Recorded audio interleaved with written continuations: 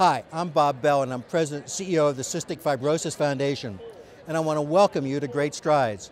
Over this coming weekend, Great Strides weekend, over 100,000 people across this country will be joining the effort to fight cystic fibrosis. One thing you're going to notice this year, there's going to be a special bounce in the walks of people with cystic fibrosis and their families. Why? Because for the first time we have identified and FDA has approved a drug to treat the underlying causes of cystic fibrosis. This has been described as a game changer for this disease. We've always treated the symptoms, and now we can treat the fundamental causes of CF.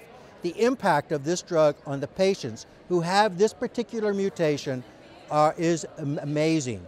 But the fact is, this drug is only working on a small number of patients, and we will not stop until we make sure that we can impact upon all patients with cystic fibrosis. There has never been such a sense of hope and optimism in all patients with cystic fibrosis. And that has happened because of you, your commitment, and your willingness to come out and join us this weekend and making a difference. So go Great Strides, and thanks for helping to make this exciting time happen for all people with CF.